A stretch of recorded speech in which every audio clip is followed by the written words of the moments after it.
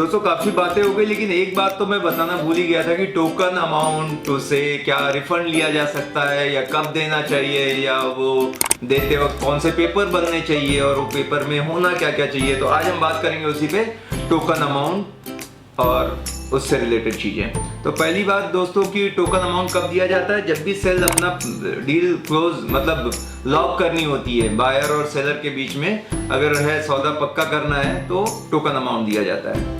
अब token amount बने तो पेपर क्या क्या होने चाहिए? तो टोकन अमाउंट आप एक रिसिप्ट साइन कर सकते हैं जहाँ पे आप रेवेन्यू स्टैंप लगा के कि ये दिया है इन्होंने रिसिप्ट। और दूसरा है कि उसके अंदर मेंशन क्या क्या होना चाहिए, तो उसमें होना चाहिए कि भाई सौदा कितने में हुआ है और ये सौदा कंप्लीट करने के लिए टोटल कितने दिन दे रहे हैं। नहीं तो ऐसे नहीं है कि वो चलता रहेगा मतलब 6 महीने 1 साल। तो टाइम, स्टैंडर्ड टाइम क्या होता है? लगभग 1 से 2 महीना, मैक्सिमम 2 महीना, नहीं तो 1 महीना। और फिर वो म्यूचुअल अंडरस्टैंडिंग रहती है, बट 3 महीने से ज्यादा मैंने नहीं देखा टाइम देते हैं। कोई वजह ही नहीं होनी चाहिए इतने ज्यादा टाइम देने की, जितना जल्दी हो जाए उतना अच्छा है। और कई बार अगर आप बात करें टोकन अमाउंट होता कितना है, तो 2 to 5% डिपेंड करता है। अगेन बहुत छोटा, आपने 5 करोड़ की चीज ली और 50,000 टोकन दिया तो कोई वैल्यू ही नहीं रखता है।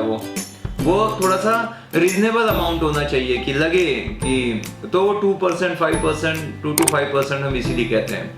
इतना भी ज्यादा नहीं होना चाहिए, क्योंकि अभी हमने कोई लीगल पेपर साइन नहीं किए हैं, जैसे एग्रीमेंट टू सेल है या सेल डीड है। ये टाइम तो एक हम लोग स्टैम्प ड्यूटी भर के और ये सारे पेपर साइन करते हैं, तो उसकी आप कोर्ट में उसको जाके चैलेंज कर सकते हैं। बट ये जो रिसिप्ट हो गई, या कई बार हम एमओयू बनाते हैं, कई बार हम एमओयू बना के नोटराइज करते हैं, तो उनकी कोई इतना ज़्यादा लीगल अहमियत नहीं होती। बट फिर भी पेपर पर है तो ज़रूर कुछ तो इफेक्ट आता ही है। किसी ने साइन कर दिए तो उसके भी कुछ कमिटमेंट आ जाती है वहाँ पर।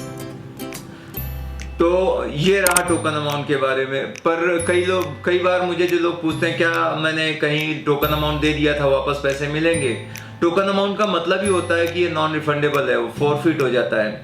पर अगर आपने जब टोकन अमाउंट दिया था और आपके बीच में कोई समझौता हुआ था, कोई एग्रीमेंट हुआ था कि अगर मान लो आपने 5 लाख टोकन अमाउंट दिया, 1 करोड़ की प्रॉपर्टी थी, पर फिर आप उसमें लिख सकते हैं कि इन केस किसी वजह से कैंसिल हो जाने से 50% रिफंड करेंगे, 50% फॉरफिट हो जाएगा। ऐसे अगर उसमें लिखा था तो, अदरवाइज टोकन अमाउंट ऐसे माना जाता है कि वो नॉन रिफंडेबल होता है। नहीं तो फिर दोनों ओपन ही रहेंगे ना, मतलब क्या हुआ टोकन देने का कि जाए जब आप मान लो। तो बायर का जैसे पैसा जाता है तो सेलर के ऊपर क्या लायबिलिटी होती है? तो सेलर का ऐसे होता है कि भाई अगर सेलर पीछे जाता है, बैकआउट करता है, तो सेलर को डबल पैसा रिफंड करने होते हैं। एक तो 5 लाख उसके जो लिए थे उसको देने ही होते हैं, पर सेम अमाउंट जितना उसके लिए रिस्क था उतना ही फिर सेलर को और अपने तरफ से देने पड़ते हैं, क्योंकि दोनों के लिए बराबर हो जाए रिस्क, वो भी बैकआउट ना करे। मान लो कि 1 करोड़ की जैसे प्रॉपर्टी थी और उसको अब 1.10 का ऑफर मिल रहा है, तो उसका भी मन होगा ना, यार हम बदल जाते हैं कि मेरा ये इशू आ गया, मैंने चेंज हो गया है। कई बार मेरे साथ हो चुका ये चीज। तो उसमें ऐसा होता है कि आप डबल दें, तो जब देखते हैं 5 लाख और घर का जा रहा है तो कई बार वो आदमी भी नहीं करता है। बट ये जो भी आप डॉक्यूमेंट बनाते हैं, जैसे रिसिप्ट हो गई या एमओयू हो गया, तो वहाँ पे मतलब 2 विटनेस जरूर रखें। नॉर्मली होता है कि बायर सेलर अपना साइन कर देते हैं, पर उसमें क्या है, वो दोनों लड़ने वाले खुद ने ही साइन कर रखी है, वो एक दूसरे को गलत बता सकते हैं। बट जब विटनेस रहेगा तो वो दोनों के लिए सेफ रहेगा। मैं तो हमेशा कहता हूँ कि जब भी सौदा हो वो ब्रोकर के थ्रू करें, आप सेफ जोन में रहते हैं। पर खुद करने वाले कई बार देखा गया है कि वो फंस जाते हैं इन चीजों में। और इनफैक्ट जो फ्रॉड टाइप के लोग होते हैं वो टारगेट ही ऐसे करते हैं कि कोई महंगी प्रॉपर्टी सस्ते रेट में डाल दी, एडवर्टाइज की। अभी मेरे एक आया था बंदा, उससे स्टोरी सुन रहा था कि सिमिलर प्रॉपर्टी बहुत कॉस्टली थी बट इसकी सस्ती थी, तो ये डायरेक्ट ढूंढ के चले गए और उसने इनको फंसा दिया और इसके पैसे फिर वो गड़बड़ कर लिए। बहुत बड़ी स्टोरी है। फिर कभी अब मैं एक पूरी सीरीज चलाऊंगा कि क्या क्या फ्रॉड हुए हैं और हम कैसे उससे सबक लेके सीख सकते हैं, क्योंकि इसमें बहुत बड़ा ट्रांजैक्शन होता है, बहुत बड़ा पैसा इन्वॉल्व होता है। तो रिफंड करने अब लोग कहते हैं कि कैसे एग्जैक्टली क्या तरीका होना चाहिए। तो एक तो आपने जब एग्रीमेंट किया था तो उसमें मेंशन है अगर कि ये रिफंडेबल होगा या जो भी है क्लॉज डाला है, तो आप जाके उसको, आप लॉयर से उसको नोटिस भेजो और उसको लीगली जो भी है आप उसके साथ कार्रवाई करो। नहीं तो आप पुलिस स्टेशन में जाओ, पुलिस भी दोनों को बुला के, या तो अगर आपकी भी गलती है, आप बैकआउट कर रहे हो टोकन देके, तो वो क्या रीजन है, आपको कहीं सस्ता मिल गया इसलिए आप पीछे जा रहे हो।